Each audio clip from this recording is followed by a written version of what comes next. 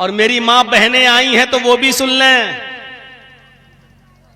कितनी शादीशुदा मर्द ऐसे हैं और कितनी शादीशुदा औरतें ऐसी हैं, मर्द अपनी हलाल और खूबसूरत बीवियों को छोड़कर गंदी नाली के कीड़े की तरह मुंह मार रहे हैं गलत जगहों पर, दूसरी जगहों पर। और कितनी ही शादीशुदा ऐसी औरतें हैं जो शादी के बावजूद अपने हलाल शौहरों को छोड़कर हराम मर्दों के साथ, दूसरी औरतों के शौहरों के साथ मुंह मार रही हैं। अस्सलामु अलैकुम व रहमतुल्लाहि व बरकातुहू।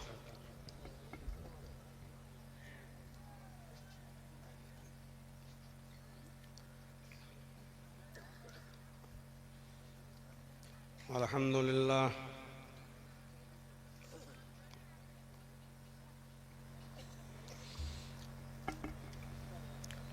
अल्हम्दुलिल्लाहि नहमदुहु व नस्तईनुहु व नस्तगफिरुह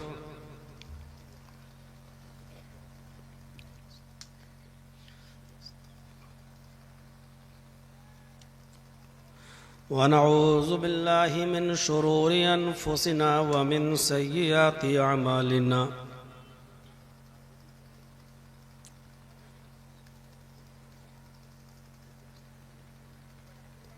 मन यहदिहिल्लाहु फला मुज़िल्ल लह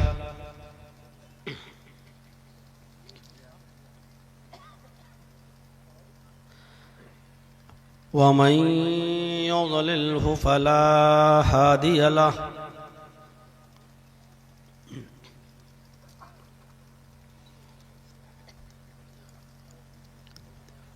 व अशहदु अल्ला इलाहा इल्लल्लाह वहदहु ला शरीक लह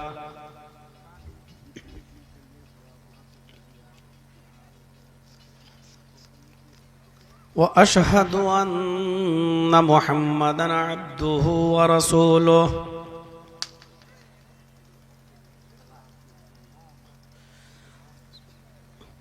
अम्मा बाद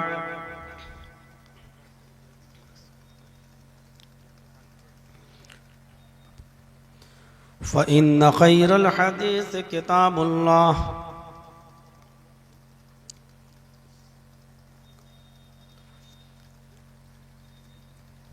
व खैरल हदी हदी मुहम्मदिन सल्लल्लाहु अलैहि वसल्लम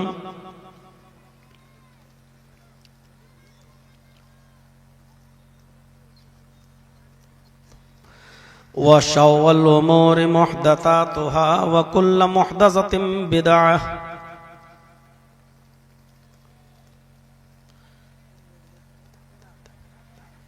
व कुल्लु बिदअतिन ज़लालह व कुल्लु ज़लालतिन फिन्नार।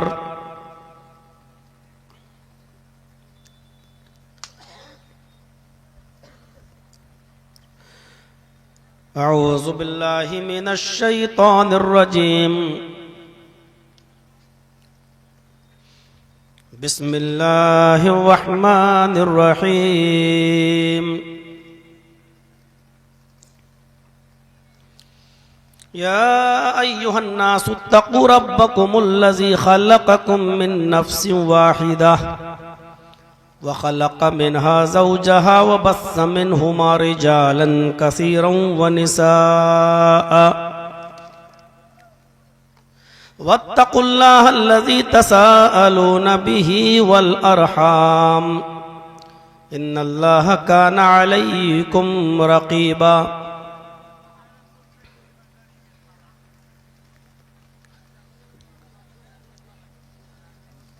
रब्बिश्रह ली सदरी वयस्सिर ली अमरी वहलुल उक़दतम मिन लिसानी यफ़क़हू क़ौली।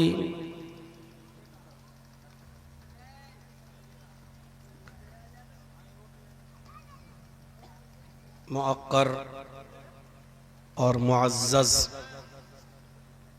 उलमाए किराम और इस इजलास के रूह रवा जनाब मौलाना महबूब साहब और इलाके के बाइज़्ज़त अहबाब,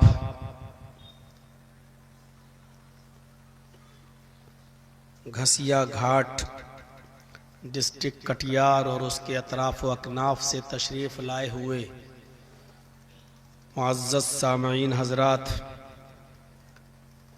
इस्लामी ख़वातीन, माँ बहनों, कौमों मिल्लत के लायक वर नौजवानों और अज़ीज़ बच्चों,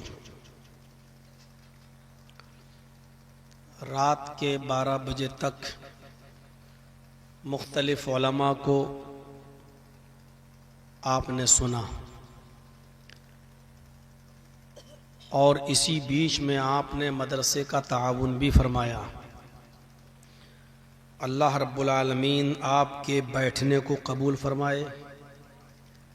जो बातें सुनी हैं अल्लाह रब्बुल आलमीन हमें और आपको उस पर अमल करने की तौफीक अता फरमाए, और जो ताउन आपने मदरसे का किया है अल्लाह रब्बुल आलमीन इस ताउन को आपकी नजात का ज़रिया बनाए।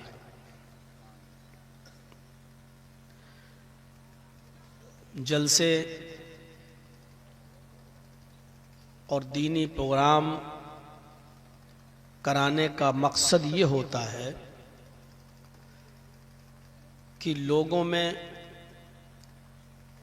जो सुस्ती और काहिली आई है आमाल के सिलसिले में वो दूर हो जाए और एक नया ईमान हमारे अंदर जन्म ले पैदा हो। लेकिन जलसों के जो असरात हमारी जिंदगी पर मुरत्तब होना चाहिए वो हमें नजर नहीं आते। जलसों का मकसद क्या है? हमारी जिंदगी में कुछ सुधार आए, हमारे मुआशरे में जो बिगाड़ है वो ख़त्म हो, हमारे समाज में जो बुराइयां हैं चाहे वो इनफरादी तौर पर हों या इज्तिमाई शक्ल में, उन सब पर पाबंदियां लगें, वो बंद होनी चाहिए। लेकिन ऐसा होता हुआ नजर नहीं आता है। किन बुराइयों की निशानदेही की जाए? मैं इसको यूं भी कह सकता हूं कि समाज में ऐसी कौन सी एक बुराई है जिस पर गुफ्तगू की जाए? जब इंसान का पूरा जिस्म छलनी छलनी हो, जब इंसान का पूरा जिस्म जख्मों से चूर हो, तो फिर सवाल यह पैदा होता है कि इंजेक्शन कहां लगाया जाए, पट्टी और मरहम कहां रखा जाए। जब हमारे समाज में इतनी बुराइयां हैं तो कौन सी बुराई को उठाकर और उसके ऊपर गुफ्तगू की जाए? जुआ एक अलग बुराई, शराब नोशी एक अलग बुराई, मोबाइल का फितना और इस पर होने वाली गुफ्तगू ये एक अलग बुराई, चोरी और डकैती एक अलग बुराई, जिनाकारी और बक्कारी और अय्यारी एक अलग बुराई, धोखा देना और झूठ बोलना, गीबत करना, चुगली करना, एक दूसरे की अमानतों में खयानत करना, एक दूसरे का माल गजब करके खा जाना, ये एक अलग बुराई। शादियों में कई कई लोगों का बाराती बनकर जाना और लड़की के माँ बाप का उन बारातियों की खिदमत करके उनको अच्छे से अच्छा खिलाना, ये एक अलग बुराई। और फिर साथ में एक लंबा चौड़ा जहेज लड़की के बाप की तरफ से देना और लड़के की का डिमांड करना, ये एक अलग बुराई। बेपर्दगी एक अलग बुराई, बेहयाई एक अलग बुराई, मां बाप की नाफरमानी करना एक अलग बुराई। अलगर्ज, कौन सी एक बुराई को उठाकर उस पर गुफ्तगू की जाए जब पूरा जिस्म ही छल्ली छल्ली हो चुका हो, तो कहां कहां मरहम रखा जाए, कहां कहां पट्टी बांधी जाए। तकरीबन 25 साल का जमाना तो मुझे गुजर चुका है आपकी बस्ती में और आपके इलाकों में आते हुए। 18 साल की उम्र से आना, और सबसे पहला प्रोग्राम यही मौलाना तौहीद साहब हैं, जानते हैं, तीतवारी में मेरा बिहार में शुरू हुआ था। सबसे पहले जब मेरी उम्र 18 साल की भी नहीं हुई थी, 2-4 महीने कम थे, उस वक्त से मैं आ रहा हूं और आते आते अब ये माहौल है। इतने सालों का जमाना गुजर जाने के बाद भी अगर मुझसे पूछा जाए कि इन जलसों के, इन इज्तिमाआत के, इन प्रोग्राम्स के क्या असरात इंसान की जिंदगी में पड़े हैं और लोगों को कितना फायदा हुआ है, तो मैं कहूंगा कि 0/0। जहां कल थे वहीं आज भी है, जहां पहले थे वहीं पर आज भी है। 100 में से अगर कोई नंबर पूछे कि कितना नंबर दिया जाए, तो मैं नहीं समझता हूं कि 1 नंबर भी दिया जा सकता है।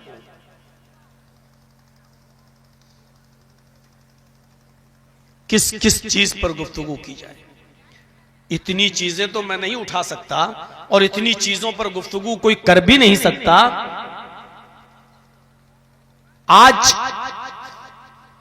सिर्फ मैं जो टॉपिक, जो मौजू, जो मुद्दा मैं उठाना चाहता हूं आपके सामने, वो है निकाह का, वो है शादी के ताल्लुक से।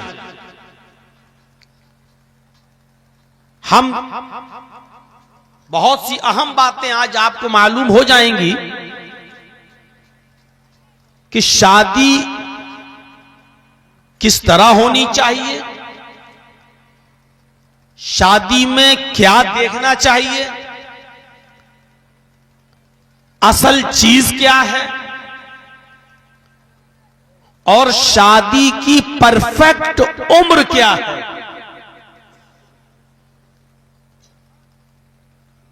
और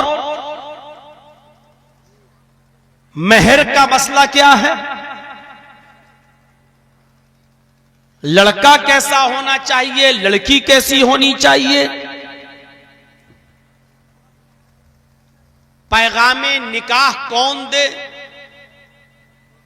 लड़के के मां बाप लड़की के मां बाप को पैगाम भेजें या लड़की के मां बाप लड़के के मां बाप को पैगाम भेजें, किसका हक है, पैगाम किसको देना चाहिए, लड़के वालों को या लड़की वालों को।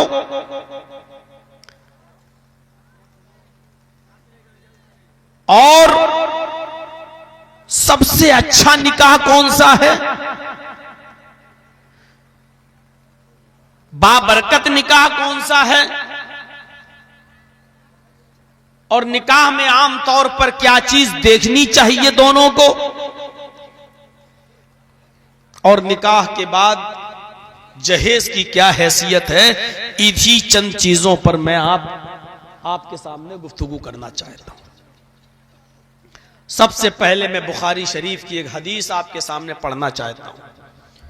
हदीस चूंकि लंबी है इसलिए मैं उसके तर्जमे को आपके सामने रख रहा हूं, उससे आप अंदाजा लगा सकते हैं। कई मसले उस हदीस में आपको सुनने को मिलेंगे।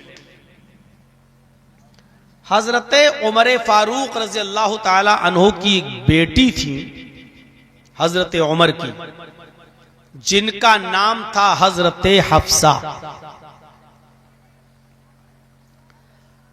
हजरत उमर फारूक रजी अल्लाह ताला ने अपनी बेटी हफ्सा का निकाह हजरत खुनैस इब्ने हुजाफा अस्सहमी से किया था। अभी मेरी स्पीड थोड़ी स्लो है और मैं इसलिए स्लो रख रहा हूं ताकि ये बात आपके जहन में पहले बैठ जाए। हजरत उमर फारूक ने अपनी बेटी का निकाह किसके साथ किया था? हजरत खुनैस इब्ने हुजाफा अस्सहमी के साथ। कुछ दिन तक हजरत खुनैस हफ्सा के साथ रहे, निकाह में हफ्सा उनके रही, और जब इस्लाम की पहली जंग हुई, इस्लाम की पहली लड़ाई हुई, जिस जंग का नाम था, जिस लड़ाई का नाम था जंगे बद्र, उस जंगे बद्र के अंदर हजरत उमर फारूक के दामाद, हजरत हफ्सा के हस्बैंड, हजरत खुनैस इब्ने हुजाफा अस्सहमी भी उसमें शामिल थे। वो भी जंग में गए हुए थे और लड़ रहे थे। लेकिन उस जंग के अंदर वो बुरी तरीके से जख्मी हो गए। जंगे बद्र में 14 सहाबा शहीद हुए, लेकिन उन 14 सहाबा में हजरत खुनैस इब्ने हुजाफा अस्सहमी का नाम नहीं है, क्योंकि उस वक्त वो जिंदा थे, बद्र में कत्ल नहीं किए गए, शहीद नहीं हुए थे, बस बुरी तरीके से जख्मी हो गए थे हजरत खुनैस। जख्मियों के कैंप में लाया गया, मरहम पट्टी हुई, इलाज चला, घर पे पहुंचा दिए गए, तीमारदारी होती रही, आयादत होती रही, देख रेख होती रही, लेकिन जख्म इतने थे हजरत खुनैस इब्ने हुजाफा अस्सहमी के जिस्म पर कि वो जख्मों की ताप नहीं ला सके, और जंगे बद्र के कुछ दिनों के बाद हजरत खुनैस का इंतकाल हो जाता है। अब जरा नजर डालिएगा, जिस वक्त हजरत खुनैस का इंतकाल होता है, उस वक्त हजरत हफ्सा की उम्र कितनी थी? हजरत उमर फारूक की बेटी हफ्सा की उम्र थी मात्र 21 साल, 21 ईयर्स, सिर्फ 21 साल। इस 21 साल के अंदर हजरत हफ्सा बेवा हो जाती। इद्दत गुजारने के बाद 4 महीने 10 दिन की जो इद्दत होती है, शौहर के इंतकाल के बाद हजरत हफ्सा ने जब वो इद्दत गुजार ली, तो हजरत उमर फारूक को अपनी बेटी की शादी की फिक्र हुई।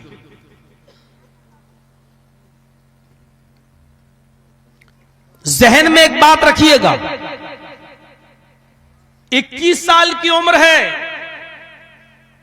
और हजरत उमर फारूक को अपनी बेटी की दूसरी शादी की फिक्र हुई।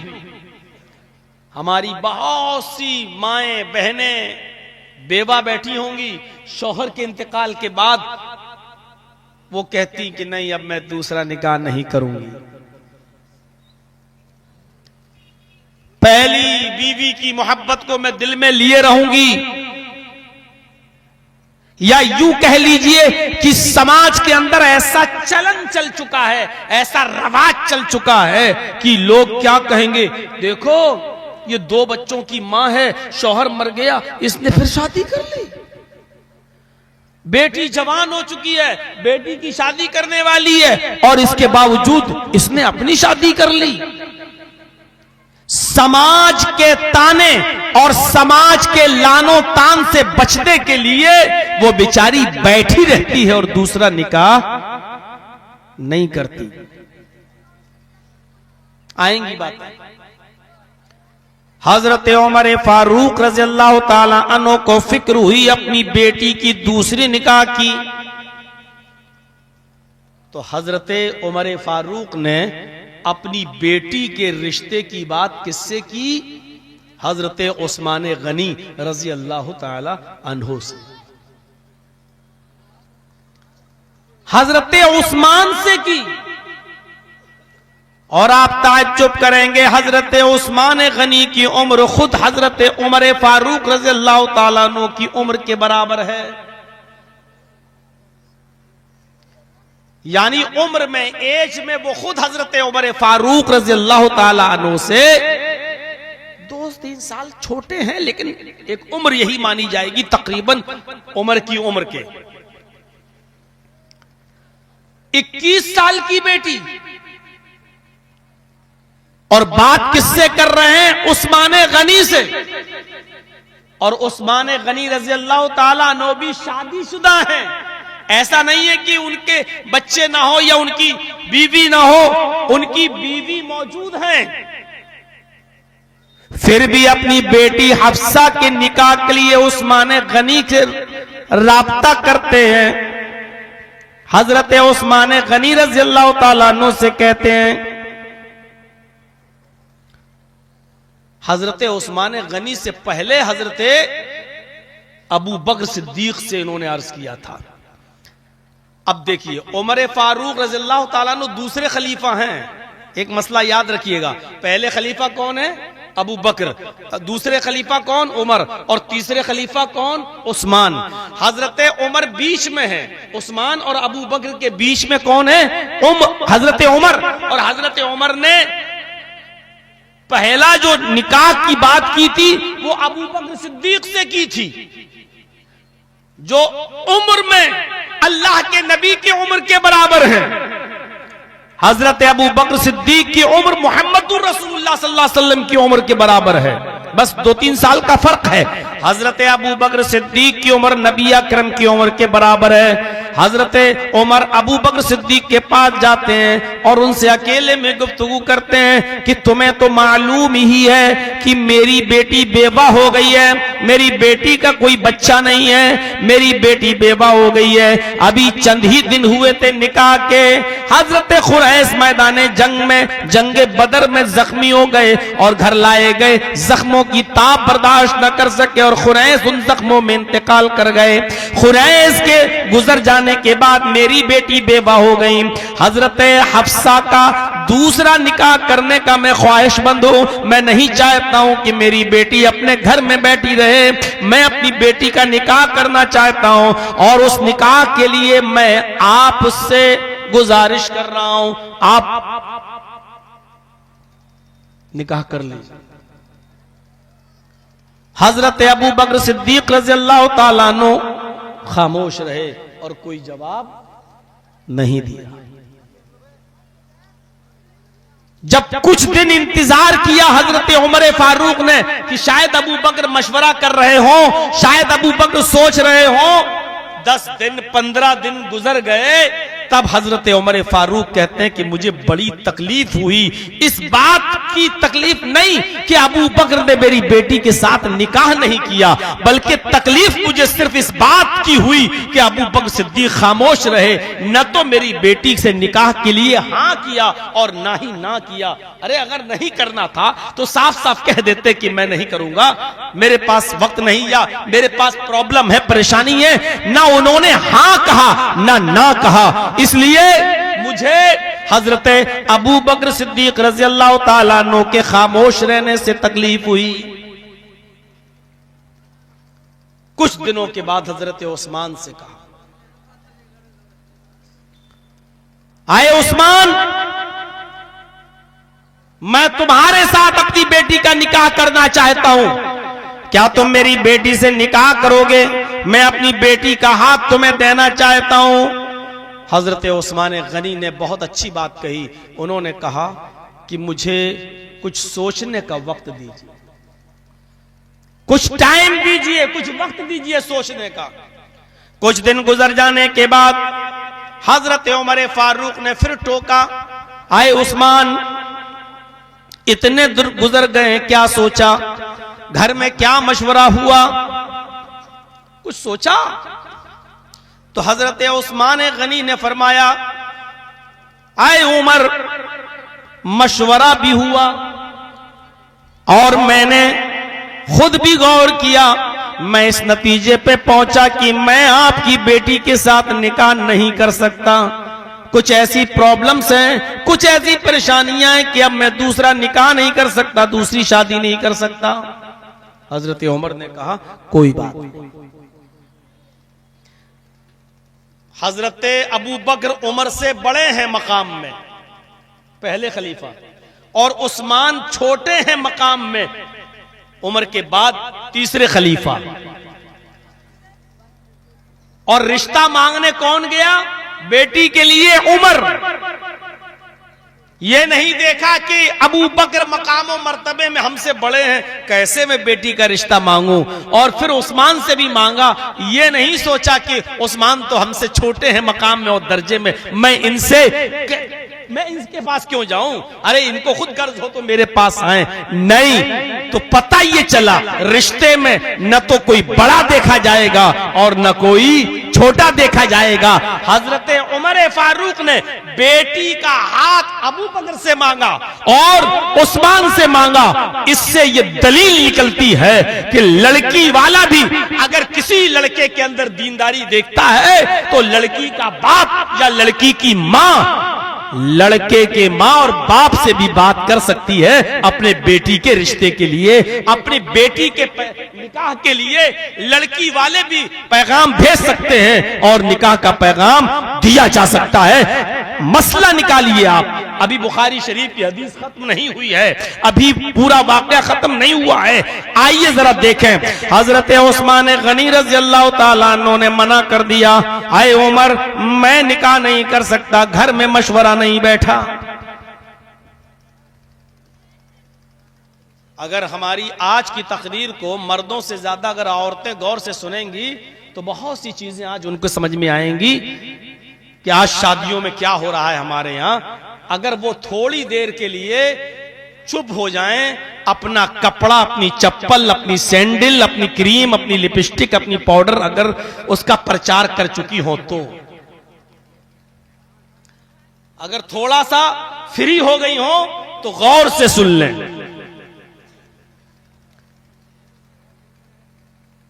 अबू बकर सिद्दीक ने जवाब ही नहीं दिया हां या ना, और उस्मान गनी ने कुछ दिन के बाद मना कर दिया। हजरत उमर फारूक कहते हैं, उस्मान के मना करने से मुझे इतनी तकलीफ नहीं हुई जितना अबू बकर की खामोशी से मुझे तकलीफ हुई, इसलिए कि उन्होंने मुझे लटका दिया, मुझे ना हाँ का ना का, मैं अपने घर में बैठा हुआ था।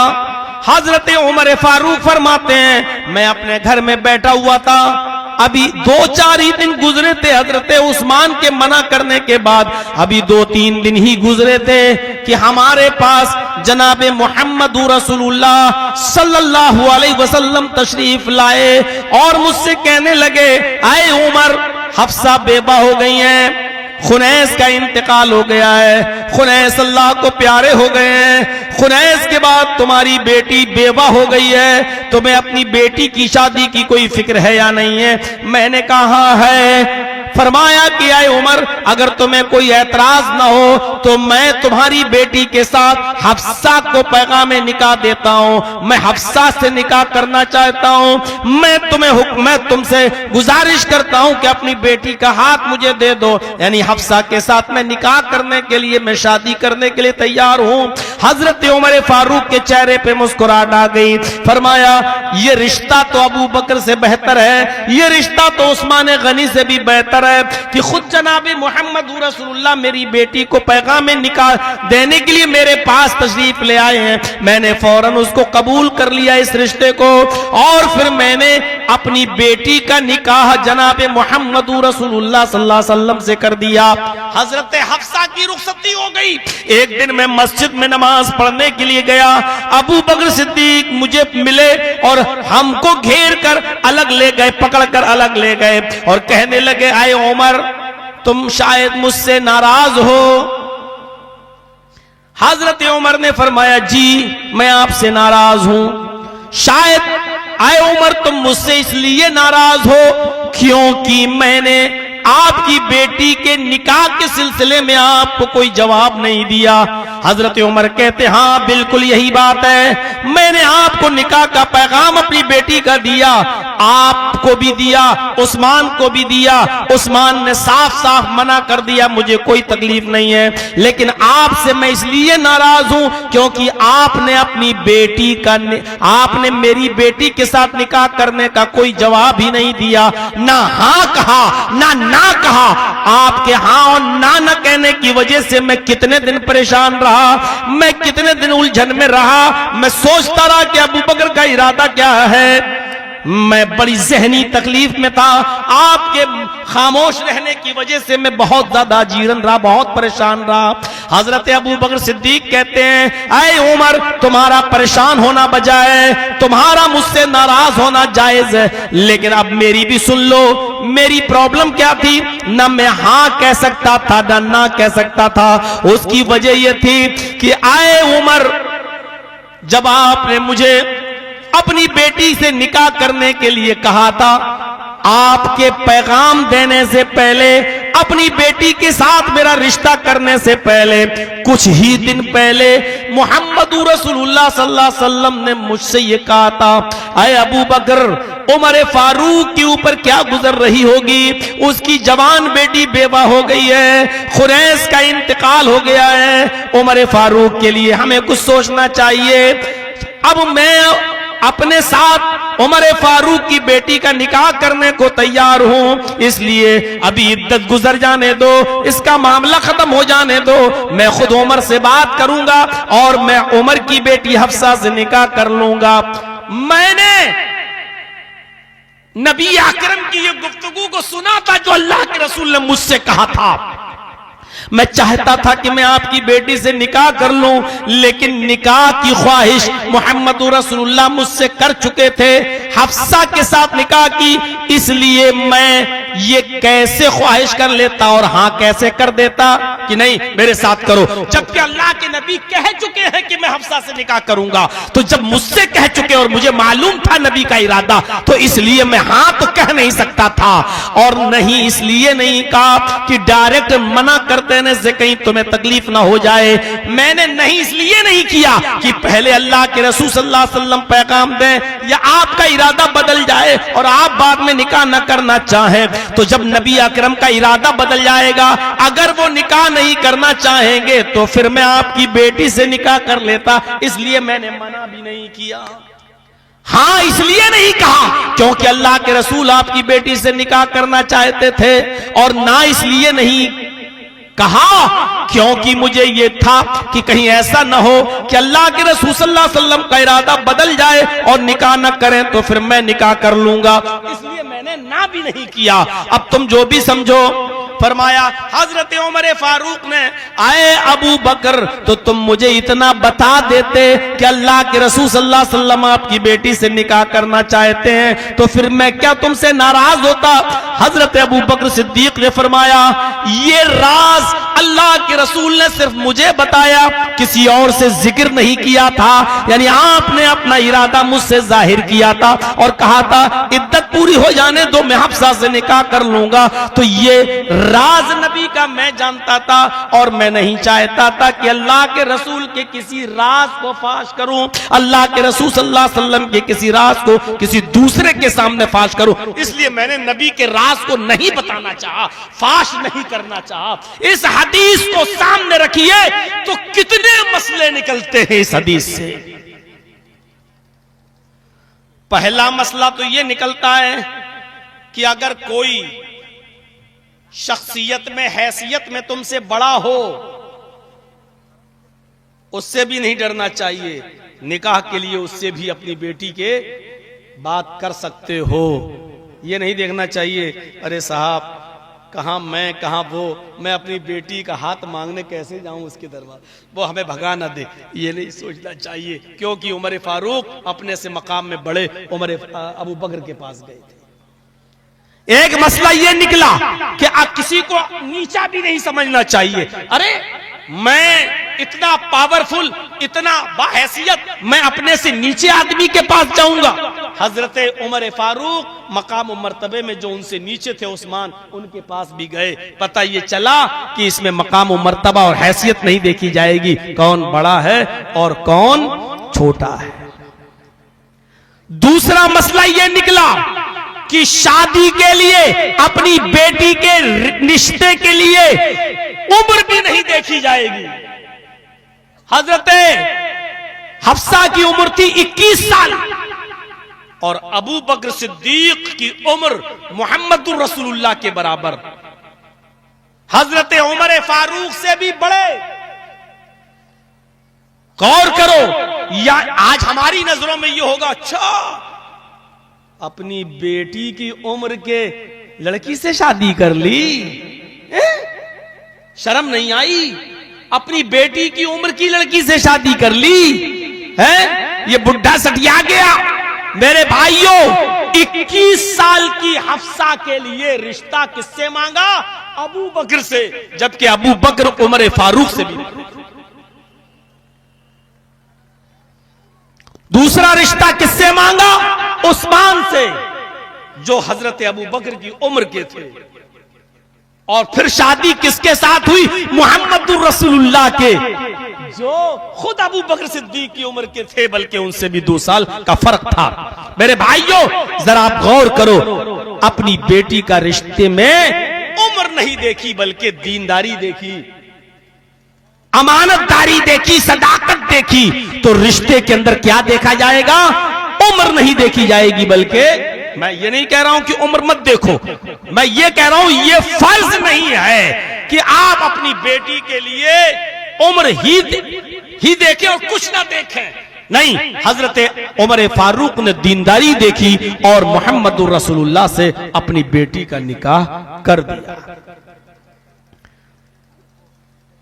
मेरे भाइयों, एक मसला इससे यह पता चलता है कि अगर किसी ने आपसे कह दिया, मसलन जर्जीस साहब ने आपसे ये कह दिया कि यार फलां लड़की मुझे पसंद है और मैं फलां लड़की से निकाह करना चाहता हूं, आपको मालूम है कि जर्जीस साहब उससे निकाह करना चाह रहे हैं, आपको ये मालूम है, लेकिन लड़की का बाप आपके पास आ जाए और आपसे अगर ये कहता है कि आप खूबसूरत हैं, अच्छा कमाते हैं, बिजनेसमैन हैं, मैं अपनी बेटी का निकाह आपके साथ करना चाहता हूं, तो फिर आप ऐसे मौके पर आपकी नीयत खराब नहीं होनी चाहिए। उस वक्त तक आप उसको ना हाँ कहें ना कहें, जब तक कि जर्जीस साहब का मामला खुद खत्म ना हो जाए। जर्जीस साहब इरादा बदल दें या जर्जीस साहब को लड़की का बाप मना कर दे कि हम नहीं करेंगे अपनी बेटी का निकाह तुम्हारे साथ, उस वक्त तक आपको खामोशी अख्तियार करना चाहिए। ऐसा नहीं कि किसी के इरादे को ठेस पहुंचाते हुए आप ही उसके साथ निकाह कर लें कि नहीं ये तो अच्छी बात है और आप दूसरे के साथ गद्दारी कर जाएं। इस हदीस से यह भी पता चला, जैसे हजरत अबू बकर सिद्दीक ने ना हाँ कहा ना कहा। गौर करते जाइए इस हदीस से कितने मसले निकले। दूसरी बात, अगर किसी को यह मालूम है कि फला आदमी फला के साथ निकाह करना चाहता है, आपको यह राज मालूम है, तो किसी के राज को फाश भी नहीं करना चाहिए, किसी के राज को उगलना भी नहीं चाहिए, अपने मुंह से बयान भी नहीं करना चाहिए कि ऐसा तुम कैसे कर रहे हो, नहीं कर सकते हो, ऐसा हम तुम्हें नहीं करने देंगे। मेरे भाइयों, राज को फाश नहीं करना चाहिए। एक मसला इस हदीस से ये भी निकला, आज हम अपने समाज पर गौर करें और सोसाइटी पर गौर करें कि आज क्या होता है शादियों के अंदर। अच्छा, इसका रिश्ता लग गया उसके साथ, अब उसकी बुराइयां बयान करना शुरू। इतनी बुराइयां बयान की जाती हैं कि वो बुराइयां सुन कर या तो लड़के वाला लड़की को मना कर देता है या लड़की वाला लड़के को मना कर देता है कि नहीं साहब, हम इतने बुराइयों वाले लड़के के साथ या लड़की के साथ निकाह नहीं कर सकते। मेरे भाइयों, आइए इस हदीस को हम सामने रखिएगा। पूरी तकरीर का मेरा निचोड़ इसी हदीस के ऊपर होता रहेगा। आइए अब नौजवानों को मोहम्मद रसूलुल्लाह सल्लल्लाहु अलैहि वसल्लम क्या हुक्म दे रहे हैं। आए नौजवानों, सुनो अल्लाह के नबी सल्लल्लाहु अलैहि वसल्लम का फरमान क्या है। आपने फरमाया, या माशर शबाबी मन इस्तता मिनकुमुल बाअ फल्यतज़व्वज फइन्नहु अगद्दु लिलबसर व अहसनु लिलफरज। बड़ी प्यारी हदीस, बुखारी किताबुन निकाह के अल्फाज।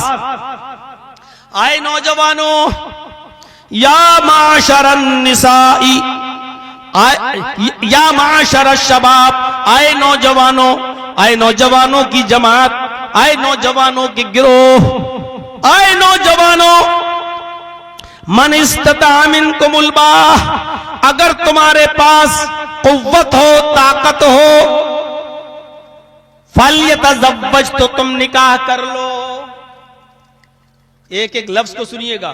अगर तुम्हारे पास कुव्वत हो, अलबात के अंदर कई चीजें शामिल है। कैसी कुव्वत?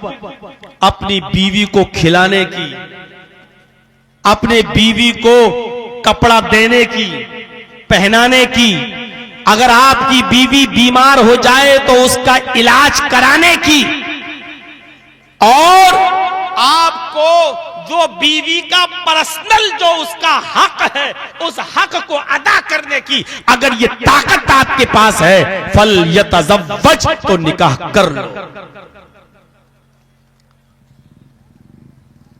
और निकाह करने के लिए क्या बताया है, क्यों करो निकाह, ये जरूरी है। निकाह तो सब मौलवी बोलते हैं निकाह कर लो, बहुत जरूरी है, निकाह सुन्नत है, ठीक है मैंने मान लिया, लेकिन निकाह क्यों करो वो सुनते रहिएगा।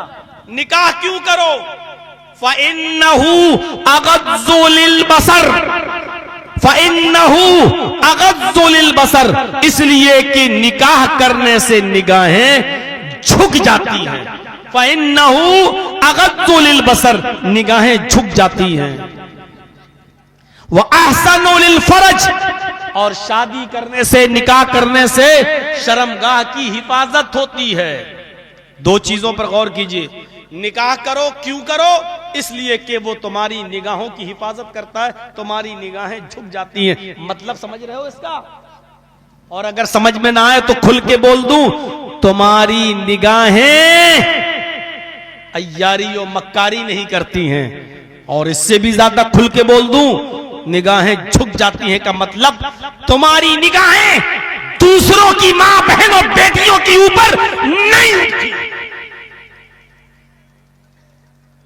व अहसनु लिलफरज, और शर्मगाह की हिफाजत होती है निकाह करने से। यानी तुम दूसरों की मां बहनों बेटियों की इज्जत व आबरू को छलनी छलनी नहीं करोगे। दूसरों की मां बहन बेटियां महफूज हो जाएंगी तुमसे। समाज पर गौर करिएगा और टटोल कर देखिएगा। और मेरी मां बहनें आई हैं तो वो भी सुन लें।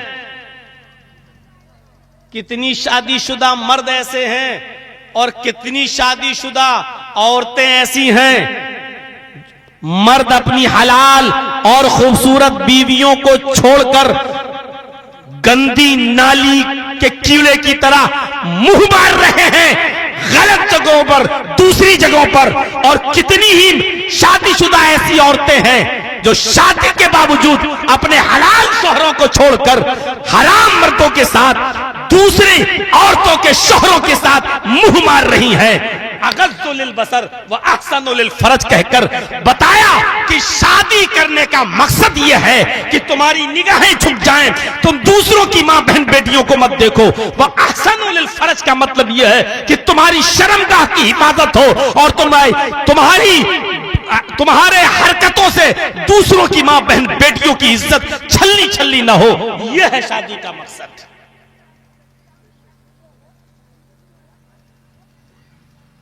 बहुत बड़ा तमाचा है ये। हम 25 साल से तो तकरीबन आ ही रहे हैं आपके इलाके में।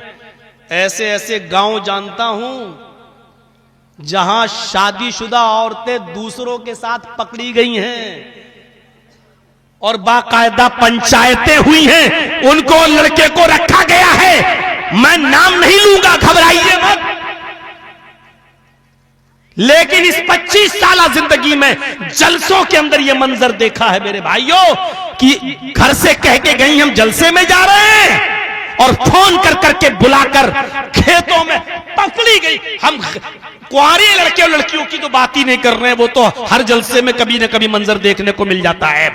मेरे भाइयों, हम शादीशुदा औरतों की बात कर रहे हैं और शादीशुदा मर्दों की बात कर रहे हैं, ये भी पकड़े गए। बहुत सोच समझकर हमने इस टॉपिक को उठाया है।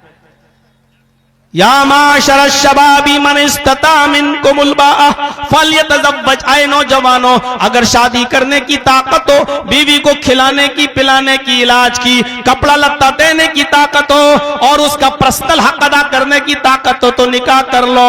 फल्यतज़व्वज, शादी करो।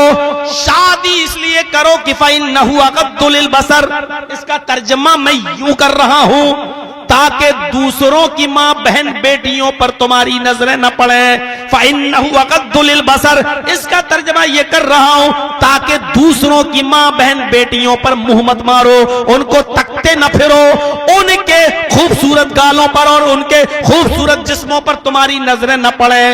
व अहसनु लिलफरज, और इसका तर्जुमा मैं यूं कर रहा हूं, शादी कर लो इसलिए कि तुम शादी कर लोगे, ताकि इसलिए शादी करो ताकि दूसरों की मां बहन बेटियों की इज्जत महफूज रहे। कितनी क्लियर हदीस है।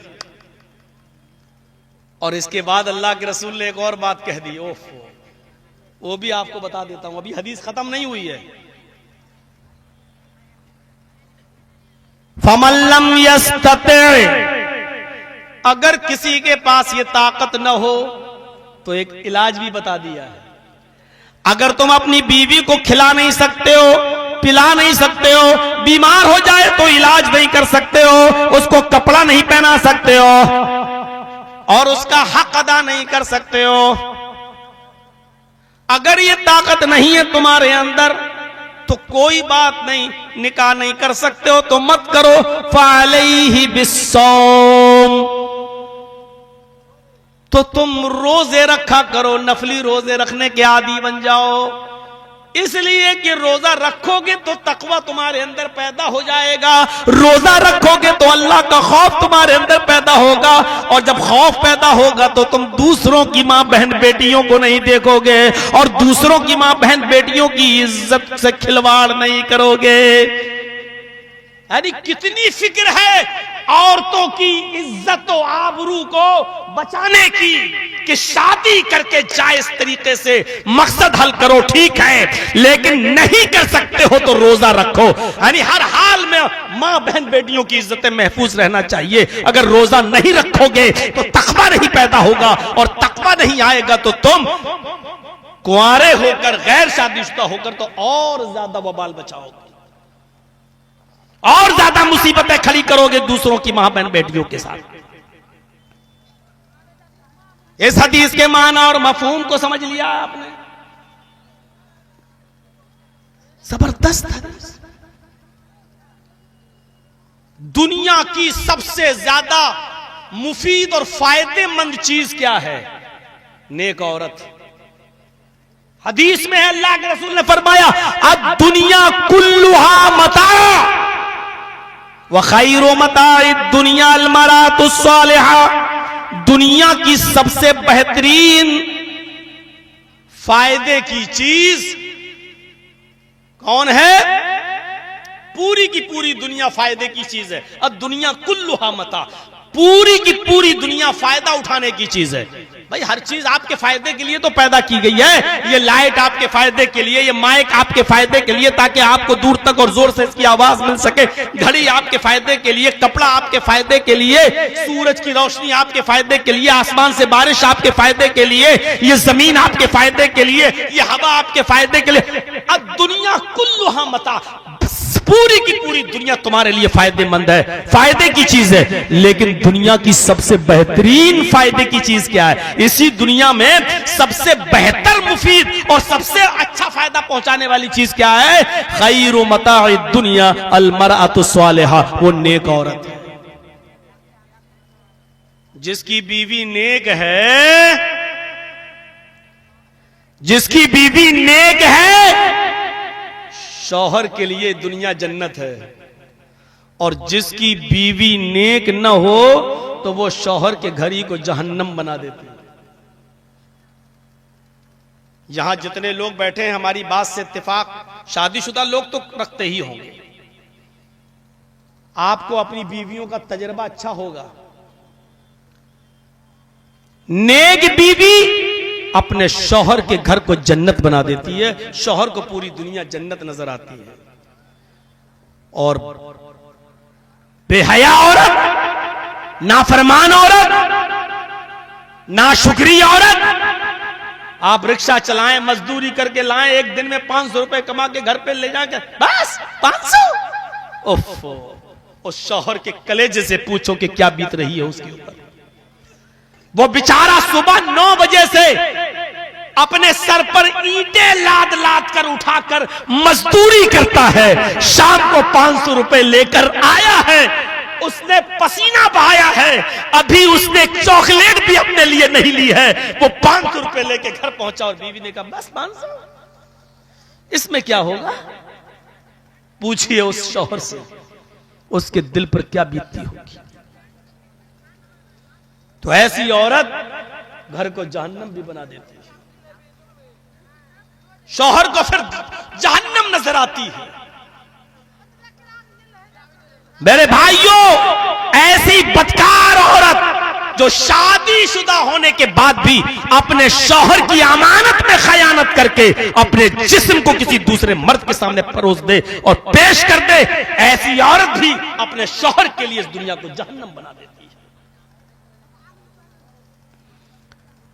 बहुत ही सोच समझ कर ये टॉपिक उठाया। अब देखिए हदीस क्या कहती है, औरतों में मर्दों को ये मुसीबत खुद मोल जो ले रहे हो ना, बच सकते हो इससे। कैसे बचोगे? इसकी तरीका बताया अल्लाह के रसूल ने। आओ उस तरीके की तरफ चलते हैं। आओ थोड़ा सा टाइम दे दीजिए। अल्लाह के रसूल ने आपको इस मुसीबत से बचाने के लिए क्या कहा है? फरमाया तुन कहल मरातुल अरबाइन लिमालिहा वल हस्बिहा वल जिमालिहा वल दीनिया फजफर बिजातिद्दीन। ये तरीका अपना लो, घर जन्नत बन जाएगा। औरतों के अंदर 4 चीजें देखी जाती हैं। शादी के वक्त 4 चीजें लोग देखते हैं। अरे पीछे कौन बोल रहा है यार? इनको भगा दो, पीछे से बच जाए, डिस्टर्ब कर रहे हैं। तो उनका हुलमरातुल अरबाइन, शादी के मौके पर आमतौर पर 4 चीजें देखी जाती हैं। पहली चीज लिमालिहा, इसीलिए आज घर जहन्नम बना हुआ है। शादी के वक्त देखा जाता है माल कितना मिलेगा।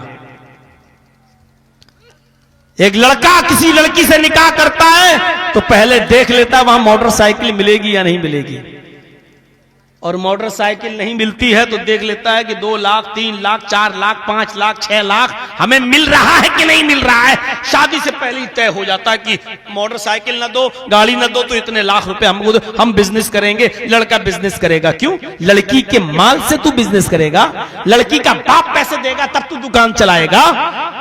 इससे तो बेहतर था कि तू इंटरनेशनल भिखारी बन जाता और भीख मांगता। कितनी बेगैरती की बात है कि लड़की के मां बाप के पैसे से तू बिजनेस करेगा। इसीलिए घर जहन्नम बना हुआ है। जब माल देगी 10 लाख रुपए तुम्हारा उसका बाप देगा तो तुम्हारी फर्मा बरदार बन के रहेगी। जब भी तलाक देने की धमकी दोगे वो कहेगी लाओ मेरा 10 लाख रुपए। हमने खुद अपने घर को जहन्नम बनाया है। तो उनका हुलमरात माल देकर शादी की जाती है, वल हस्बिहा हस्बो नसब देकर शादी की जाती है। मेरा खानदान ये, उसका खानदान क्या है? मैं बीए पास हूं तो लड़की भी कम से कम इंटर है कि नहीं? मैं एम कॉम हूं तो लड़की भी बी कॉम है कि नहीं? मैं इतना हैंडसम हूं तो लड़की भी हूर है कि नहीं? ये तो तीसरे नंबर पे हस्बो नसब पहले देखा जाता है, जात बिरादरी देखी जाती है, अपनी पोजीशन और उसकी पोजीशन देखी जाती है। अरे लोग ताने ना मारे यार, तुम इतने अच्छे खानदान के कहां से शादी करके ले आए हो यार? तुम्हें वही मिली थी, उसी खानदान में जाने को थे। कुछ लोग होते हैं जो माल देखकर शादी करते हैं, कुछ होते हैं जो हस्बो नसब देखकर शादी करते हैं। वली जमालिहा, और तीसरी चीज बताइए, कुछ है जो लड़की की खूबसूरती, कुछ नहीं देखते, खूबसूरती देखते हैं। देखें है कि नहीं? खुद तो लंगूर है लेकिन बीवी हूर चाहिए, खुद चाहे जैसे हो लेकिन बीवी हसीनो जमील चाहिए, यह भी देखा जाता है। और जब बहुत खूबसूरत लड़की से शादी करके लाओगे और खुद बंदर और लंगूर की तरह शक्ल रहेगी तुम्हारी, तो तुम क्या समझते हो कि तुम्हारे साथ वो सेट हो जाएगी? तुम्हारे साथ वो एडजस्ट हो लेगी?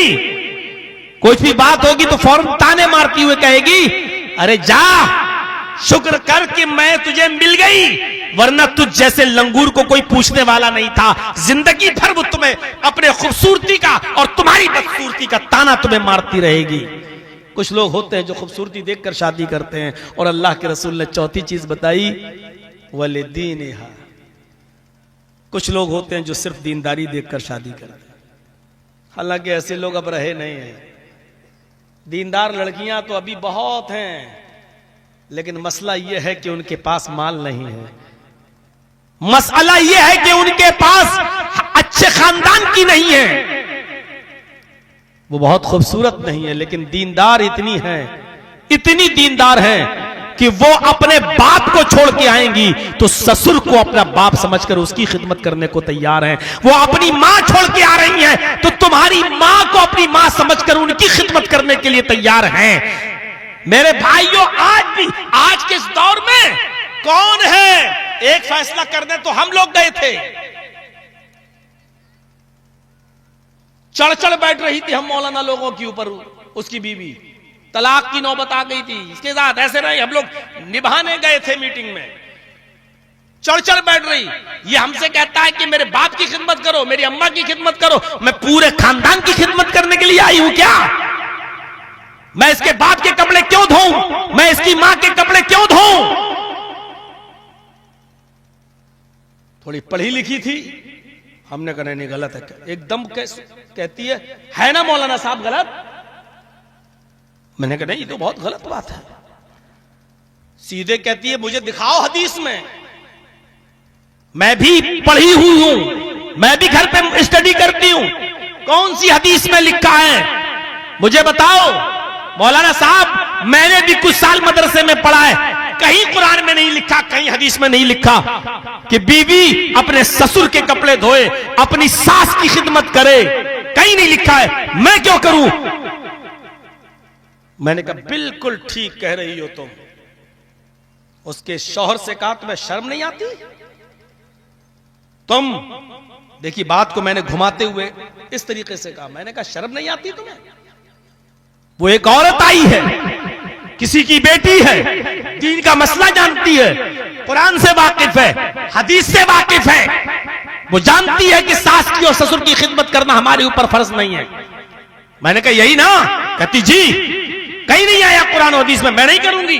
मैंने कहा बिल्कुल मत करो बेटा, तुम्हें करने का कोई हक भी नहीं है। शौहर कहता है फिर कैसे? हम दिन भर काम पे रहते हैं, हमारे बाप को कौन देखेगा? हम अकेले भाई हैं, हमारी मां को देख रेख कौन करेगा? मैंने कहा तुझे कौन मना करता है, तू दूसरी शादी क्यों नहीं करता? दूसरी शादी कर, शरीयत में तो दूसरी बीवी की इजाजत है। और जब दूसरा निकाह करके ला तो उस औरत से पहले शर्त लगा लो कि मेरी माँ की खिदमत करना पड़ेगी, मेरे बाप की भी खिदमत करना पड़ेगी। अगर वो इस शर्त को मानती है तो उससे निकाह कर ले। कहती क्या? मैंने कहा कुरान और हदीस में अगर ये नहीं है तो ये तो है। कुरान और हदीस में माँ बाप की खिदमत नहीं है तो मत करो, लेकिन कुरान और हदीस में दूसरी बीवी की शौहर को इजाजत है, वो करेगा। उसकी माँ है बेचारी, आंखों से अंधी है, अपाहिज है, उसकी देखरेख कौन करेगा? वो बेचारा कमा के लाएगा तो तुम्हें खिलाएगा, बच्चों को पालेगा, तो उसके बाप को कौन देखेगा? उसकी माँ को कौन देखेगा? और तुम कहती हो शरीयत में नहीं है, तो शरीयत में जो है उसको करने दो। कहती मर जा मौलवी, इसलिए आया है और मेरे घर को बिगाड़ने के लिए आया है, बर्बाद करने आया है। मैंने कहा जाओ तुम दूसरी शादी करो। तुमने शरीयत का हवाला दिया, मैं भी तुम्हें शरीयत का हवाला दे रहा हूं। तुम्हारे लिए जायज है दूसरी शादी करना और दूसरी औरत से कह दो कि हमारे माँ बाप की खिदमत कर। बाद में पता चला कि अब खिदमत शुरू हो गई अपने आप। माँ बाप की खिदमत करना अब गवारा है, लेकिन सौतन बर्दाश्त नहीं है। अब नहीं है, ये तो कर लेगा, मौलवी इसको पट्टी पढ़ा गया है। अब वो सबसे ज्यादा गालियां मुझी को देती है। सुना है कुछ लोगों के मुंह से वो कह रही है कि मौलवी जर्जीज की तकरीर तो सुननी ही नहीं चाहिए, वो मौलवी ही नहीं है, वो तो घर बिगड़वाता है। मेरे भाइयों, शरीयत को पहचानो। हम खुद अपने घर में आग लगाने के जिम्मेदार हैं। जब माल देखोगे, हस्ब नसब देखोगे, खूबसूरती देखोगे और दीनदारी को एक तरफ रखोगे तो करो, बनाओ अपने घर को जहन्नम, और दीनदारी देखोगे। फिर एक बात कह दूं, कोई जरूरी नहीं कि सारी दीनदार लड़कियां, सारी मदरसों की पढ़ी हुई मौलवने सब अच्छी रहें। ये भी सुन लीजिए, ये भी जरूरी नहीं है। एक मौलवन को ऐसा भी देखा है मैंने, जो कह रही थी अपने शौहर से कि खाना पकाना भी औरत की जिम्मेदारी नहीं है, तुम लाओ पका पकाया खा। कुछ मौलवने भी सर पे चढ़ के रहती हैं, याद रखिएगा। दीनदारी का मायार किसी मदरसे से पढ़ के आना नहीं है, दीनदारी का मायार कुछ अलग है मेरे भाइयों। आप देखिए कि वो नमाज कितना पढ़ती है। दीनदारी का मायार देखना है तो ये देखो कि वो 5 वक्त की नमाजी है नहीं। दीनदारी का मायार है तो देखना तो ये देखो कि वो घर से निकलती हुई है तो कैसे निकलती है, वो किसके साथ जाती है। दीनदारी का मायार देखना तो ये देखो कि वो अपने खाला के साथ कैसा सलूक करती है, अपने माँ के साथ और अपने बाप के साथ कैसे रहती है, अपने भाइयों के साथ उसका क्या तौर तरीका है। इन तमाम चीजों पर घर की औरतों को भेजकर उस लड़की का पता लगवाओ। अगर वो अपने माँ के लिए ठीक, अपने बाप की खिदमत, अपने भाइयों की खिदमत करती है और नमाज के वक्त वो नमाज की पाबंदी करती है, रोजा भी रखती है, तो मान लो कि यकीनन वो तुम्हारे घर पे भी आके तुम्हारे घर को जन्नत बनाएगी और इसी उसूल और इसी ज़ाब्ते के ऊपर वो चलेगी। मेरे भाइयों, दीनदारी का मयार ये नहीं है कि कोई मदरसे से पढ़ के आए और आने के बाद अपने घर पे आने के बाद मोबाइल पे इंस्टाग्राम देखे। आजकल की 80 नहीं 90% लड़कियां सिर्फ मोबाइल देखकर बिगड़ रही हैं। उन्होंने अपने माँ बाप की, आज उन्होंने अपने सास ससुर की खिदमत करना इसलिए छोड़ दिया क्योंकि आज उनको यही पढ़ाया जा रहा है और मोबाइल पे उनको यही सिखाया जा रहा है। फरमाया वाली दीनिहा, तुम लड़की के अंदर उसकी दीनदारी को देखकर शादी करो। ये किसको कहा? लड़के वालों को। लड़की में क्या देखो? दीनदारी। अच्छा, लड़की वालों को भी हुक्म है, ऐसा नहीं अल्लाह के रसूल ने सिर्फ लड़के वालों से कहा लड़की में दीनदारी देखो। लड़कियों वालों को भी हुक्म है कि वो लड़के के अंदर क्या देखें, क्या देखें। तुम बाल देखती हो, इसके बाल सलमान खान की तरह है कि नहीं है? तुम बॉडी देखती हो, ये जिम जाता है कि नहीं जाता है, ये कितना बड़ा बॉडी बिल्डर है। तुम्हें देखना क्या है? बहुत से माँ बाप ऐसे होंगे जिनकी बेटियां जवान होंगी, इस जलसे में आए होंगे। आए अपनी जवान बेटियों के माँ बाप, आओ तुम्हें एक हदीस सुनाता हूं। अल्लाह के नबी सल्लल्लाहु अलैहि वसल्लम ने तुम्हें भी हुक्म दिया है, अपनी लड़की के निकाह के लिए तुम कौन सा लड़का तलाश करो, कैसा बेटा कैसा दामाद तलाश करो। फरमाया इज़ा खतबा इलैकुम मन तरज़ौन दीनहु व खुलुकहु फज़व्विजूहु इल्ला तफ़अलूहु तकुन फितनतुन फिल अर्ज़ व फसादुन नारीस। इज़ा खतबा इलैकुम, आए लड़कियों के माँ बाप, जब कोई लड़के का पैगाम तुम्हारे घर में आए लड़कियों वालों, जब किसी लड़के का पैगाम तुम्हारे घर में आए, कोई लड़का तुम्हारी बेटी के साथ रिश्ते का पैगाम भेजे, तरज़ौना दीनहु व खुलुकहु, और उस लड़के का दीन और उसका अखलाक तुम्हें पसंद आ जाए, यानी वो अच्छे अखलाक वाला हो, वो दीनदार भी हो, वो 5 वक्त की नमाज भी पढ़ता हो, वो लड़का अपने माँ बाप की खिदमत भी करता हो, अपने माँ की बात भी मानता हो, अपने भाई बहनों को भी समझता हो, वो अजान की आवाज सुनकर मस्जिद की तरफ भागता हो, वो मेहनत और मजदूरी करके कमाता भी हो, वो बेईमानी से दूर हो, चोरी से दूर हो, वो लूट से दूर हो, उसकी बिजनेस, उसकी कमाई हलाल की हो, अगर ये तमाम चीजें उसके अंदर पाई जा रही हैं और तुम्हें मालूम है कि ये लड़का इन तमाम खूबियों का मालिक है, तो आए लड़कियों वालों, उस लड़के का पैगाम मायूस करके उसको मत लौटाना, उस लड़के के पैगाम को मना मत कर देना, उस लड़के के पैगाम को ठुकरा मत देना, उस लड़के की अर्जी को तुम मुस्तरद मत कर देना, बल्कि फौरन उसको एक्सेप्ट कर लेना। फज़व्विजू, और अपनी बेटी का निकाह उस लड़के के साथ कर देना, अपनी बेटी का रिश्ता उस लड़के को कर देना। इल्लम तफ़अलू, अगर तुमने ऐसा न किया, दीनदार लड़के का पैगाम अगर तुम्हारे घर से लौट गया और तुमने अपनी बेटी के लिए उस दीनदार लड़के के पैगाम को मुस्तरद कर दिया, रिजेक्ट कर दिया, तकुन फितनतुन फिल अर्ज़, तो इस जमीन के ऊपर तुम फितना देखोगे, इस जमीन के ऊपर मुसीबतों के पहाड़ देखोगे, वो फसाद नारीज, और लंबा चौड़ा फसाद देखोगे। लड़कियों के माँ बाप को डर जाना चाहिए, अगर दीनदार लड़के का पैगाम तुम्हारे घर में तुम्हारी बेटी के साथ रिश्ते के सिलसिले में आए, अगर रिजेक्ट करते हो तो डर जाना चाहिए, इस जमीन में फितना न फैल जाए और फसाद बर्पा ना हो जाए। मतलब दूसरी जगह रिश्ता करने पर तुम्हारी बेटी को तलाक की नौबत ना आ जाए। माँ बाप बेचारे क्या करें, जब लड़की ही खुद अपने आशिक को प्रपोज कर चुकी है और बाप मजबूर है, अगर मैंने अपनी बेटी के मर्जी के मुताबिक शादी नहीं की तो मेरी बेटी भाग जाएगी और पूरे खानदान की नाक कटा देगी, इसलिए मजबूर है बाप बेचारा, और मजबूरी में चाहे जैसा हो लड़का उसके साथ अपनी बेटी का निकाह कर देता। लो भाई, मुसीबत टली। इन चीजों पर गौर करने के बाद आइए आपके सामने एक और चीज की तरफ इशारा करता चलो। अब जो देखने की चीज है वो है, अल्लाह के नबी ने एक और बात कही, अपने आप को बचाइए इन फितनों से। एक हदीस सुनिए, इन्न आज़मन निकाही बरकतन ऐसरुहु बऊनतन, मुस्नद अहमद की रिवायत है। अल्लाह के नबी फरमाते, हजरत आयशा इस हदीस की रावी है, वान आयशा अन्न नबी सल्लल्लाहु अलैहि वसल्लम क़ाल इन्न आज़मन निकाही बरकतन ऐसरुहु बऊनतन। हजरत आयशा फरमाती है कि नबी अकरम जनाब मुहम्मदुर रसूलुल्लाह सल्लल्लाहु अलैहि वसल्लम ने फरमाया, सबसे ज्यादा बाबरकत निकाह वो है, सबसे ज्यादा अच्छा और बरकतों वाला निकाह वो है, ऐसरुहु मऊनतन, जो खर्चे के एतबार से सबसे कम हो, जिसमें खर्चा सबसे कम हो। आजकल की शादियों में खर्चे कम हो रहे हैं, कार्ड छपते हैं, कार्ड। अच्छा, कार्ड छपवाना मुझे बता दीजिए, ये फजूल खर्ची नहीं है।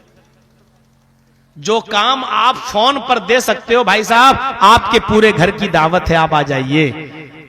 आपके गांव में करीब में कोई मकान है, आप अपना आदमी वहां भेज सकते हो, साहब आपके घर की दावत है, आपकी फला, तो ये इससे काम चल सकता है। तो फिर कार्ड छपवाना। मैं बंबई में एक शादी में गया था, कई साल पहले की बात है, अब तो मुझे याद भी नहीं है कि सही से कितने साल हो गए होंगे। उस मौके पर मुझे एक शादी में जाना पड़ा, वही था तो लोगों ने कहा आ जाओ मौलाना, ठीक है। तो गए शादी में, तो उस लड़के ने अपनी शादी में जो कार्ड छपवाए थे, एक कार्ड की कीमत उस वक्त 45 रुपए थी।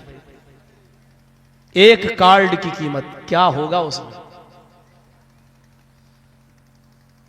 और अपने वलीमे में उसने उस वक्त 3000 लोगों को बुलाया था। 3000 लोगों के वलीमे से मुझे एतराज नहीं, लेकिन 3000 लोगों को बुलाने के लिए 3000 कार्ड छपवाए होंगे, तो 45 रुपए के एक कार्ड से 3000 कार्ड की कीमत सुनो।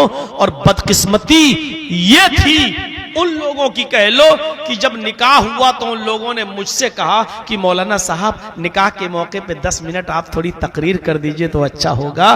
तो 10 मिनट में हमने फजूल खर्ची के ऊपर बोला, तो मैंने कुरान की यही आयत पढ़ी, इन्नल मुबज्जिरीन कानू इख्वान शयातीन, की शादी जिसमें अल्लाह के नबी ने फरमाया कि सबसे बाबरकत निकाह वो है जो खर्चे के एतबार से कम हो, जिसमें खर्चा सबसे कम हो। यहाँ एक कार्ड की कीमत 45 रुपए है, 3000 कार्ड की कीमत क्या रही होगी। और ऐसी शादियों में फजूल खर्चे जो निकाह सुन्नत के मुताबिक होना चाहिए, उसमें इतनी ज्यादा फजूल खर्ची करने वालों को अल्लाह ने कहा कि ये शैतान के भाई हैं। अब वो ऐसे देख रहा है, दूल्हा का बाप भी देख रहा है ऐसे। फिर मैंने टर्न लिया, हमने कहा अब इंजेक्शन तो लग गया, लेकिन अब रुई से मल भी देना चाहिए ताकि तकलीफ। तो मैंने कहा कि हमारे दोस्त ने, अल्लाह इसको बरकतों से नवाजे, इसकी शादियों में बरकत दे, शायद बेचारों को इल्म ना हो, शरीयत की सही जानकारी ना हो, इसलिए दूसरे लोग जब अपनी शादियां करें तो भाई फजूल खर्ची से बचें और अल्लाह तबारक व तआला आपकी जिंदगी में खैर बरकत दे, अज़दवाजी जिंदगी में मोहब्बत पैदा फरमा दे। इस तरीके से कह के लपेट के मैंने, फिर ये समझ लो कि इंजेक्शन के बाद डॉक्टर थोड़ा सा रुई लगा के ऐसे ऐसे करता है ना, तो तकलीफ कम हो जाती है, ऐसे ही तकलीफ देकर फिर मैंने रुई से मल दिया, वरना खाना भी नहीं खाने देता। भाग कमीना, ऐसा उल्टा सीधा बोलेगा हमारे ही जलसे में आके हमको। लेकिन जो कहना था वो कह दिया। मेरे भाइयों, यही होना चाहिए, यही होना चाहिए। आप इस तरीके से कहें कि उनको ये ना लगे कि मेरी बेइज्जती हो रही है, और ऐसा भी महसूस ना हो कि मुझे फूलों की माला पहनाई जा रही है। इतनी तारीफों के पुल भी नहीं होना चाहिए कि लगे कि माशाअल्लाह बहुत अच्छी शादी है, क्या रौनक है? ये भी नहीं होना चाहिए। आओ एक हदीस सुनाते हैं आपको, उस हदीस को सुनने के बाद मैं फैसला करूंगा कि मुझे और बैठना चाहिए नहीं, क्योंकि जब हम आए थे तो मजमा कुछ और था और अब आधे से भी ज्यादा जा चुका है। तो अब सुनिए उस हदीस को, बड़ी प्यारी हदीस है, बुखारी की रिवायत है। अल्लाह के नबी जनाब मुहम्मदुर रसूलुल्लाह सल्लल्लाहु अलैहि वसल्लम के पास एक औरत आई। एक एक चीज सुनते जाइए।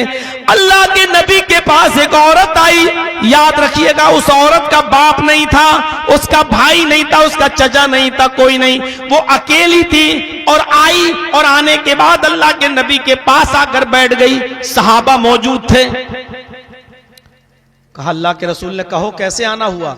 उसने कहा अल्लाह के नबी, मैं अपने आप को आपके हवाले कर रही हूं, यानी मैं आपसे शादी करना चाहती हूं।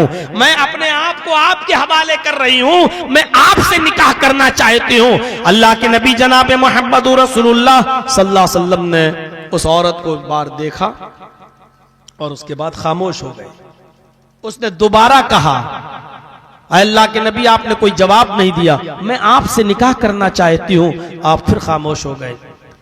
उसने तीसरी बार कहा, अय अल्लाह के रसूल मैं आपसे निकाह करना चाहती हूं। फसकता रसूलुल्लाह, अल्लाह के रसूल तीसरी बार भी खामोश रहे। अल्लाह के नबी सल्लल्लाहु अलैहि वसल्लम जब 3 बार खामोश, उसके पूछने पर खामोश रहे, तो उस पे जो सहाबा बैठे थे, एक सहाबी बोल पड़े, अय अल्लाह के रसूल वो औरत बार बार आपसे कह रही है निकाह करना चाहती हूं और आप खामोश हैं।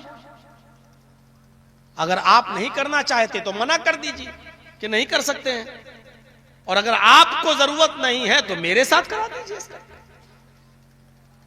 मुझे जरूरत है बीवी की। तो अल्लाह के नबी सल्लल्लाहु अलैहि वसल्लम ने फरमाया कि मैं तो नहीं कर सकता, अब मैं नहीं करूंगा शादी, लेकिन तुम्हें जरूरत है शादी की? उसने कहा आपने कहा ठीक है, आओ इधर। बुलाया सहाबी को, गौर से देखिए और अपना मुआशरा देखिए, समाज देखिए। आपने बुलाया, करीब आओ, करीब आया। आपने कहा उस औरत से, तुम भी देख लो इसको एक बार, और तुम भी देख लो। उसने कहा ठीक है, मुझे तो पसंद है। उस औरत ने कहा अल्लाह के रसूल, अगर आप नहीं कर रहे हैं तो मैं इसके साथ कर लूंगी। भाई मुझे भी जरूरत है, मेरा कोई नहीं है, मुझे भी सहारा चाहिए, मैं इसके साथ निकाह करने के लिए तैयार हूं, अगर आप नहीं करना चाहते तो। कहा मैं नहीं करूंगा, तो फिर मैं इसके साथ कर लूंगी। होगा, ठीक है, करोगी? हाँ। उसी जगह बैठकर अल्लाह के रसूल ने उस औरत से नहीं कहा अच्छा माल कितना है तेरे पास, जहेज कितना है तेरे पास, मोटरसाइकिल कौन देगा? अरे उस जमाने में मोटरसाइकिल नहीं चलती थी तो कुछ तो चलता ही होगा, ये सामान कौन देगा, ये नहीं कहा। जब उस औरत ने कहा कि मैं इसके साथ तैयार हूं निकाह करने के लिए, तो आपने सबसे पहला सवाल उस मर्द से किया, तुम इस औरत को मेहर क्या दोगे? हल इंदक दैनुन, क्या तुम्हारे पास मेहर है, देने को कुछ है, तुम इसको क्या दोगे? अब उधर से जो जवाब आया मर्द का वो सुनिए, मा इंदी शैउन, कुछ नहीं है मेरे पास। अच्छा, कुछ ना हो और निकाह करना चाह रहा है। आज के जमाने में तसव्वुर कर सकते हो आप? आपके पास कुछ ना हो और शादी करना चाहो, आप कह रहे हैं इस औरत को क्या दोगे तुम मेहर में? उसने कहा मा इंदी शैउन, वो तो कुछ नहीं है मेरे पास। आपने कहा घर जाओ, कुछ तलाश करो, शायद मिल जाए। कहा ठीक है, नबी का हुक्म, मैं जाता हूं। गया, घर में देखा, लोगों से पूछा, घर वालों से, कुछ नहीं मिला। वापस आया, आपने पूछा क्या हुआ? कहने लगा मा वजदतु शैअन या रसूल अल्लाह, आय अल्लाह के नबी मैंने अपने घर में कुछ नहीं पाया। कुछ भी नहीं? कहा नहीं। आपने कहा दोबारा जाओ। उसने कहा जब कुछ है ही नहीं तो दोबारा क्या करूंगा जाकर?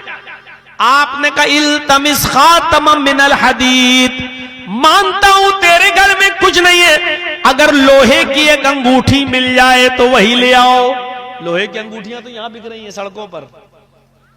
अभी जब हम आ रहे थे, महबूब साहब बाइक पे लेके आ रहे थे, तो लड़के भी वो अंगूठियां पहन रहे थे दुकान वालों से अपनी उंगलियों में। लोहे की अंगूठी कितने की मिलेगी? आज के जमाने में 2, 3, 4, 5 रुपए की मिल जाएगी। जाओ इल्तमिस खातम मिनल हदीद, सोने की नहीं, चांदी की नहीं, लोहे की एक अंगूठी मिल जाए तो वही लेके आ जाओ। वो दोबारा गया और दोबारा जाने के बाद फिर वापस आता है, कहता है मा वजदतु खातम मिनल हदीद, आय अल्लाह के नबी मैंने अपने घर में लोहे की अंगूठी भी नहीं पाई, मेरे घर में लोहे की अंगूठी भी मुझे नहीं मिली।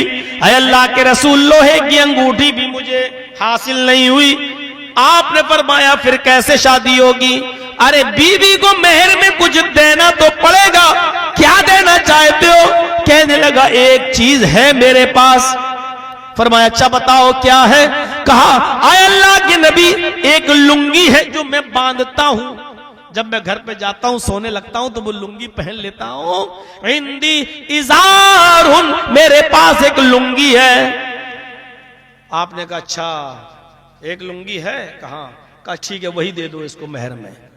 पहनी हुई, इस्तेमाल की हुई, जिसको वो पहनता, कहा यही दे दो।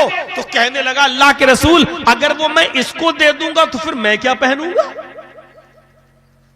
तसव्वुर करें आप, नया कपड़ा नहीं है, नई लुंगी भी नहीं है, एक लुंगी है वो भी पहनता है, और कह रहा कि मैं दे भी दूंगा तो मैं क्या पहनूंगा? तो आपने कहा फिर बोल क्यों रहे हो कि एक लुंगी है? कहा कि अल्लाह के रसूल आधी दे दूंगा, फाड़ देता हूं बीच से, आधी दे देता हूं, आधी मेरे बिछाकर बैठने के काम आ जाएगी कहीं पर। चलो नहीं पहनूंगा, कम से कम बिछाकर बैठ तो जाऊंगा, जाता रहता हूं, सफर करता रहता हूं, मेहनत और मजदूरी करता हूं, कहीं थक गया तो बिछा के बैठ जाया करूंगा। अल्लाह के नबी सल्लल्लाहु अलैहि वसल्लम ने फरमाया, आधी लुंगी उसको दोगे तो आधी में न तुम्हारे किसी काम की रहेगी और न आधी उसके किसी काम की रहेगी, देना हो तो पूरी दो। कहने लगा पूरी तो नहीं दे सकता, नहीं दिया। अल्लाह के नबी सल्लल्लाहु अलैहि वसल्लम ने उससे पूछा, अच्छा ये बताओ तुम्हें कुरान कितना याद है? ओहो, लुंगी नहीं, सोने की लोहे की अंगूठी तक नहीं, खाने पीने के लाले सब कुछ बर्दाश्त नहीं नहीं नहीं करता रहा, लेकिन जब पूछा कि कुरान कितना याद है तो उसको कुरान जो याद था, कहने लगा अल्लाह के रसूल सूरे मुल्क याद है, सूरे हश्र याद है, सूरे हाक्का याद है, सूरे दहर याद है, सूरे कयामा याद है, सूरे नबा याद है। आपने कहा इतनी सूरतें तुम्हें याद हैं? कहा हाँ अय अल्लाह के नबी याद हैं, कहिए तो सुनाऊं। आपने कहा नहीं, इधर आओ। अय औरत, तेरे होने वाले शौहर के पास मेहर देने को कुछ नहीं है क्या? ये सूरतें जो इसको याद है तुझे याद है? उसने कहा नहीं। आपने फरमाया, अय औरत, अगर इन्हीं सूरतों को मैं मेहर बना दूं और इन्हीं सूरतों को मेहर तू मान कर मैं तेरा निकाह इसके साथ कर दूं, तो क्या इन सूरतों को तू मेहर में तस्लीम करेगी? यानी ये तुझे ये सूरतों को याद करा देगा, ये तुझे ये सूरतें पढ़ा देगा और सिखा देगा और यही तेरा मेहर हो जाएगा। कहने लगी अल्लाह के रसूल, जिस औरत के निकाह में कुरान की सूरतें मेहर बन जाएं, उस औरत से ज्यादा बाबरकत निकाह, उस औरत से ज्यादा पाकीज़ा निकाह, उस औरत से ज्यादा बेहतर निकाह और किसका हो सकता है? आपने उसी जगह पर खुद वली बन गए, सरपरस्त बन गए और आपने निकाह करके उस मर्द के साथ उस औरत को रुखसत कर दिया। मेरे भाइयों, न मेहर ज्यादा लंबा चौड़ा और ना ही मेरे भाइयों सोने का पता, ना चांदी का पता, ना नए कपड़ों का पता, ना बारात का पता, ना मेहंदी का पता, ना मलीदे का पता, ना सैंडल और चप्पल का पता। मेरे भाइयों गौर करो, शादियों में कितने लंबे चौड़े खर्चे हो रहे हैं और अल्लाह के नबी ने उसी जगह पर बैठे बैठे कुरान की चंद आयतों को मेहर बनाकर उसका निकाह कर दिया और उसको रुखसत कर दिया और ये रुखसत भी हो गए और चले भी गए। हम तो खुद अपने घरों को जहन्नम बनाए हुए हैं, फिर रोते हैं कि क्या हो गया, क्या हो गया। ये निकाह होता था, जहेज की लानत ने बर्बाद कर दिया आज हमारी सोसाइटी को। आज कितनी शरीफ घराने की लड़कियां बैठी हुई हैं, कितनी दीनदार लड़कियां बैठी हुई हैं घरों में, लेकिन आज उनके निकाह इसलिए नहीं हो पा रहे हैं क्योंकि उनके माँ बाप के पास देने के लिए कुछ नहीं है। आज लड़कियां 30-30 साल की, 25-25 साल की अपने घरों में बैठी हुई हैं। आज उनके निकाह सिर्फ इसलिए नहीं हो पा रहे हैं कि उनके माँ बाप के पास जहेज देने के लिए नहीं है। मेरे भाइयों अंदाजा लगाओ, अल्लाह के नबी सल्लल्लाहु अलैहि वसल्लम फरमाते हैं जब लड़का बालिग हो जाए तो फौरन उसका निकाह कर दो, और अगर लड़का कोई गुनाह करेगा तो उसका वबाल और उसका अजाब उसके माँ बाप के ऊपर भी लादा जाएगा। क्योंकि जब तेरा लड़का बालिग हो गया तो फिर तूने अपने उस जवान बेटे की, उस बालिग बेटे की शादी क्यों नहीं कर रहा है? जब तेरी बेटी बालिग हो जाए तो तुरंत अपनी बेटी का निकाह कर दो, क्योंकि अगर बालिग होने के बाद तेरी बेटी का निकाह तूने नहीं किया और उससे कोई गलती हो गई, उससे कोई जुर्म हो गया, अगर वो किसी लड़के के साथ गलत काम कर बैठी तो लड़की के अजाब के साथ साथ उसके माँ बाप को भी अजाब दिया जाएगा, क्योंकि वो अपनी जवान बेटी और बालिग बेटी का निकाह नहीं कर रहा है। मेरे प्यारे साथियों, इस गुनाह से बचिए। मुआशरे के अंदर जिनाकारी और बुराइयों से अपने मुआशरे को साफ करना है तो लड़कों की शादी वक्त पे कर दीजिए और लड़कियों की शादी वक्त पे कर दीजिए। बालिग लड़का, बालिग के लिए उम्र थोड़ी कोई होती है, वो तो हमारे कानून में 22 साल और लड़की की उम्र 18 साल और लड़के की उम्र 21 साल और लड़की 18 से पहले तो नाबालिग, ये तो कानून में है। वरना मेरे भाइयों लड़के की बुलूगत ये है कि जब वो रात को सोए और सोते वक्त उसको एहतलाम होना शुरू हो जाए, नाइटफॉल होना शुरू हो जाए, तो समझ लो कि वो बालिग हो गया।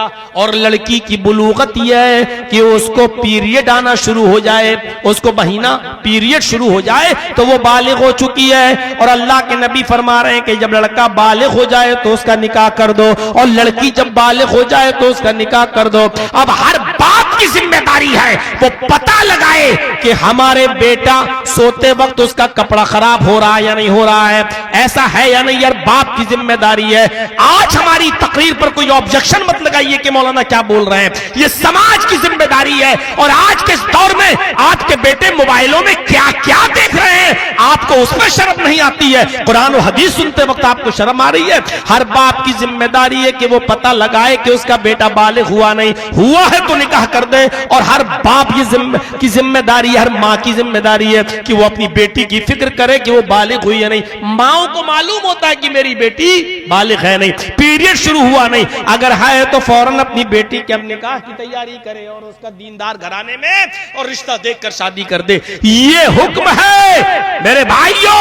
मुआशरे को बुराइयों से बचाइए, जहेज से बचाइए, और दीनदार लड़का और दीनदार लड़की देखना शुरू कर दीजिए। घर को जन्नत बनाइए, समाज को जन्नत बना दीजिए। अब 15-20 लोगों में मैं क्या बोलूं, इसलिए मेरे भाइयों मुआशरे की पाक दामनी के लिए जरूरी है कि हम इन चीजों पर अमल करें। अल्लाह से हम दुआ करते हैं कि बारे इलाह हमें शरीयत के मुताबिक निकाह करने की तौफीक अता फरमा, हमें निकाह में दीनदार लड़के और दीनदार लड़कियों का इंतखाब करने की तौफीक अता फरमा। शादीशुदा मर्दों को और शादीशुदा औरतों को एक दूसरे के अपने मर्दों को और औरतों को छोड़कर दूसरी जगह और गंदी नाली में गिरने से महफूज फरमाकर हलाल शोहरों के लिए और हलाल बीवियों के लिए हमें एक दूसरे के लिए समर्पित होने की तौफीक अता फरमा। इलाहुल आलमीन, जब तक तू हमें जिंदा रख, इस्लाम पे जिंदा रखना, और जब हमारा खात्मा हो तो ईमान पर हमारा खात्मा फरमाना। वमा अलैना इल्लल बलागुल मुबीन व आखिरु दअवाना अनिल हम्दुलिल्लाहि रब्बिल आलमीन। सलामु अलैकुम व रहमतुल्लाहि व बरकातुहू।